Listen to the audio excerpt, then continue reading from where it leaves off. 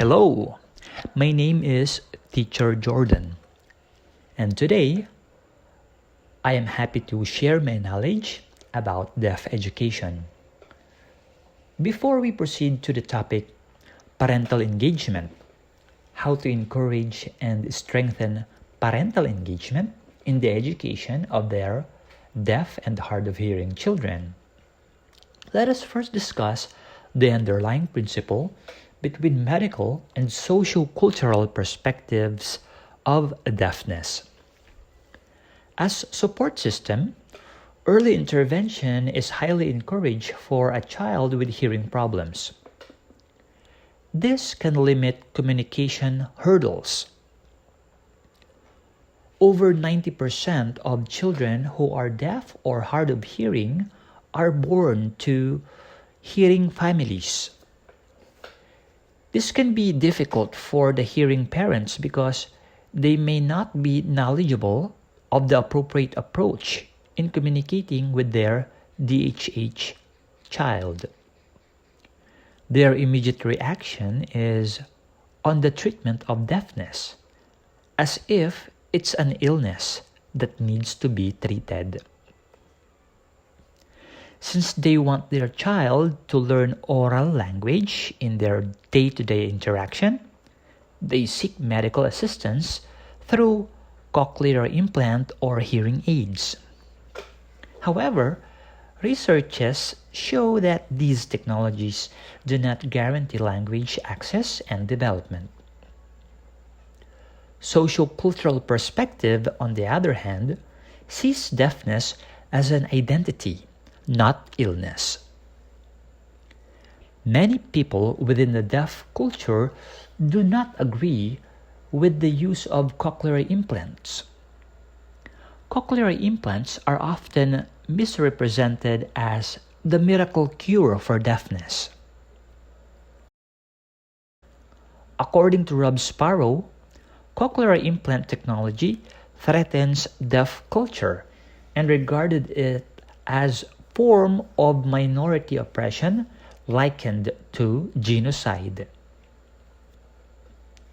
Parents must choose which form of communication they will teach their child: sign language, oral, auditory, verbal, cued speech, or a combination of several modes or tactics. Once they find a means of communication that works, they must practice and become fluent within the home and school. If parents choose not to use sign language in the home, their child might not become fluent. Without sign language, the child may be excluded from the deaf culture. The parent's decision then becomes more than a language issue, but a cultural issue as well.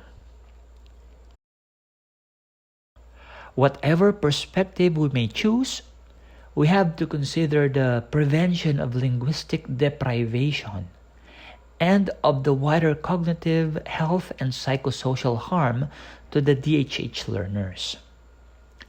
DHH children, like all children, should have the potential not just to communicate in basic interactions with language, but to produce and understand complex and eloquent communication. This advanced communication ability also allows the child to engage in group conversations within family members and others. We should understand their culture. The members of the deaf community do not see their hearing loss as disability. They are proud to be deaf and feel that deafness is a vital part of their identity. Also, deaf with a lowercase d refers to persons who are hard of hearing and who often use speech and residual hearing to communicate instead of sign language. Deaf with a capital D refers to the culture with which certain individuals who are hard of hearing or deaf identity and of which they consider themselves members. Now, let us proceed to the topic, which is parental engagement. How to encourage and strengthen parental engagement in the education of their DHH children. At home, encouraging and strengthening parental engagement in the education of their DHH child redounds to our primary goal: for them to be successful and be productive members of our society. Support should start from home. If we want to have stronger ties with them, parents, siblings, and other extended family members, including caregivers, need to understand what deaf culture is. Example: the DHH child should have an open communication among family members, enabling him or her to express ideas, opinions, and feelings in oral or sign language. Hearing family members are encouraged to learn how to communicate effectively with the DHH member of the family. Learning sign language should be seen as an opportunity to become bilingual, which will create a more inclusive interaction among family members. What about in school? Support to the deaf and hard of hearing children's education can be manifested through an inclusive signing environment. In order to be inclusive in school, all teachers and staffs are required to learn the basics of sign language. It is a requirement to have a sign language training prior to entering in a government school that caters deaf and hard of hearing learners. One key element in school-to-home communication is language awareness. Parental involvement in a child's education indicates the importance placed on learning and also provides a role model for the development of the learner's own attitude. Students become stronger and more active learners when their parents are involved in their learning in some way. Example: in school setting, Filipino deaf community advocates the inclusion of deaf teachers in educating the deaf and hard of hearing learners. This could help emphasize the importance of an adult deaf role model in school.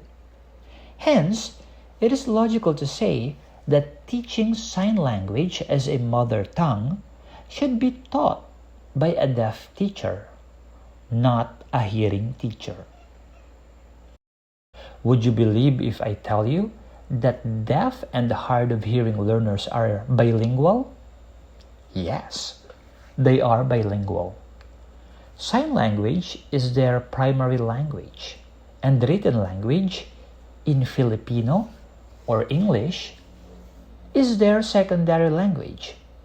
However, among the two written languages, they are more comfortable using English than Filipino because of the influence of the American Sign Language in 1907. Continuation of signing environment should be observed in the house together with all the family members. Also, parents should understand the strengths and weaknesses of their DHH child. Let us emphasize that deafness is not a weakness. Get to know their extent of independence and guide them. Can a deaf and hard of hearing child speak? Yes. There are some who speak fluently depending on the degree or level of their hearing loss. Some DHH people may have the ability to hear low or high frequency or intensity sound. And this is the reason why some are able to speak, lip read, communicate verbally, and know manual sign language. If a deaf and hard of hearing child do well in spoken language orally and by text and sign language, the child is considered to be bilingual and receive the cognitive benefits of bilingualism. Early exposure to a sign language and spoken language results in greater competence in each of the languages. Furthermore, DHH bimodal-bilingual children are able to interact well in both deaf and hearing environments and grow up into deaf adults who have more social and professional opportunities and satisfaction in life. The bimodal bilingual approach requires the family to learn a sign language in order to guarantee full language acquisition. Whole family communication is greatly improved by including a sign language, thereby granting deaf children the involvement in family life necessary for feeling their identity is recognized, respected, and valued, and allowing them to develop social tools that will leads to closer and stronger family relationships as the child grows older. The better the family communication is, the stronger the family ties are.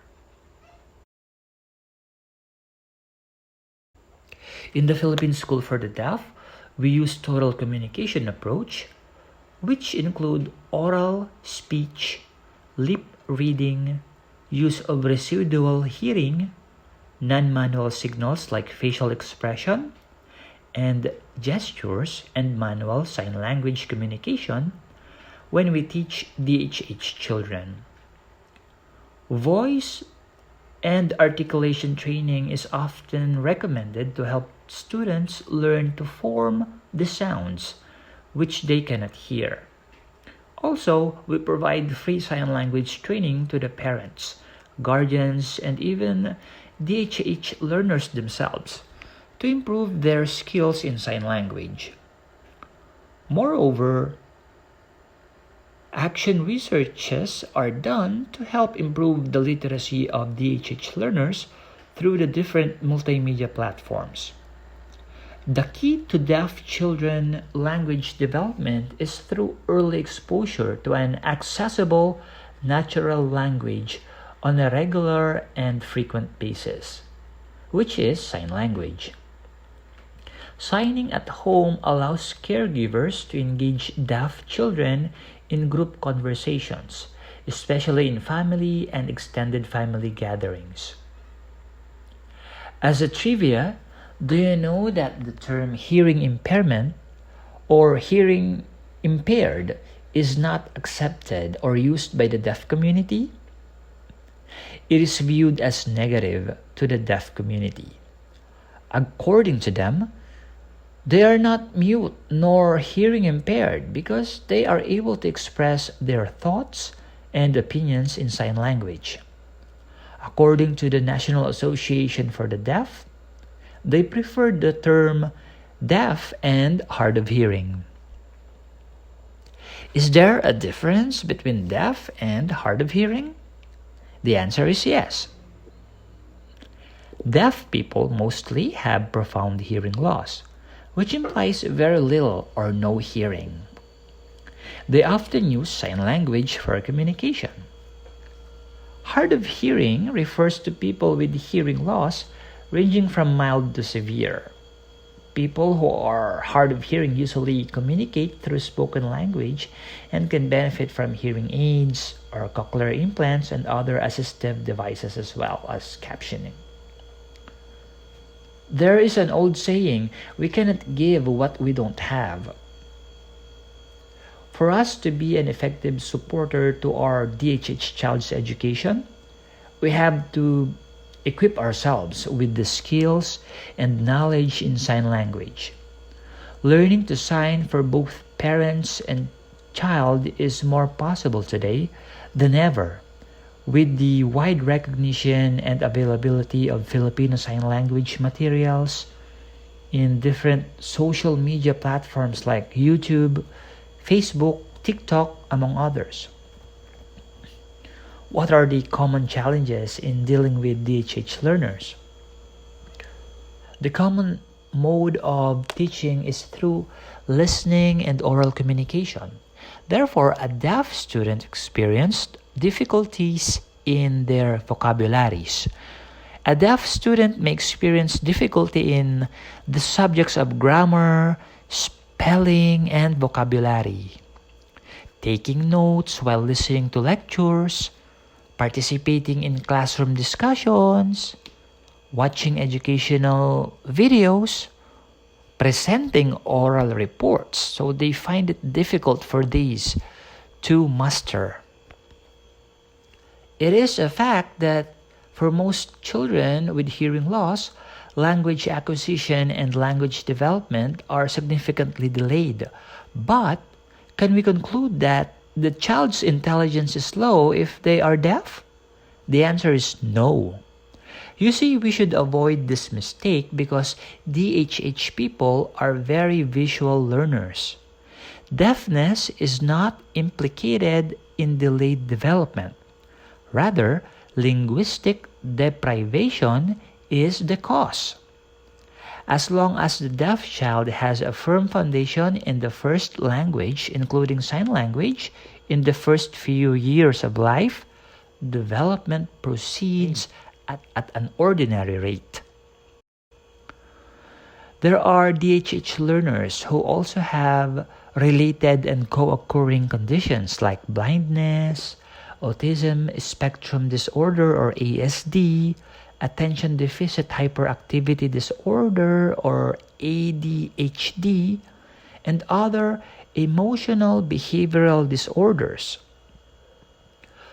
Early and appropriate intervention is the key to address these problems.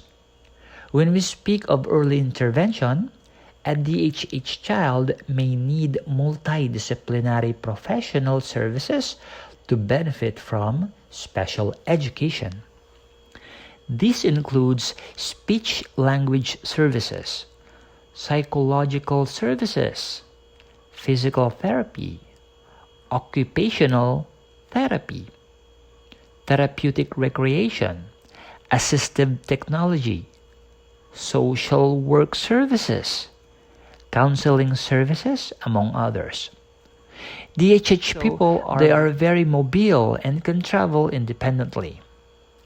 One of my unforgettable experience in PSD was when I became a tutor of a defiant grade 8 DHH learner.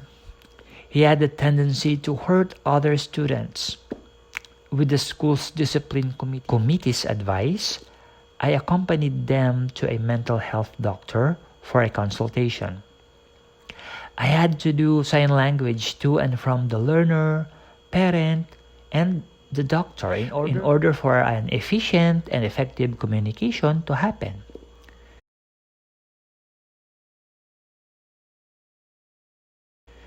This interaction was deemed necessary to resolve issues concerning the DHH child. You may be wondering how we teach DHH learners during COVID-19 pandemic.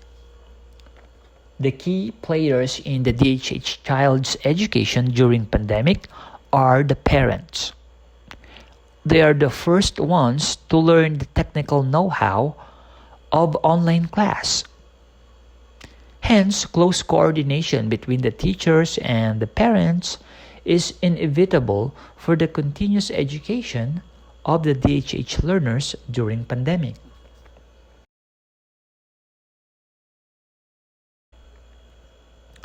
I myself is a parent and I want the best education for my kids.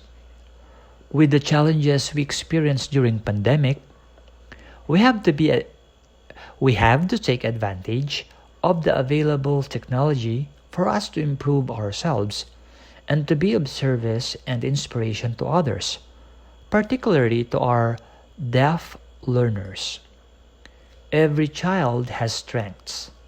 As a parent, it is important to focus on what our children can do, their abilities, rather than their disability. Given the right intervention, quality education, and proper trainings, the DHH learners can function well and be a productive citizen of this country. It's just as important to provide them with a loving environment. Before I end my pre-recorded presentation, I would like to share with you, for you to ponder, a quote from Stephen Hawking. However difficult life may seem, there's always something you can do and succeed at. It matters that you don't just give up. Thank you very much, and you have a good day.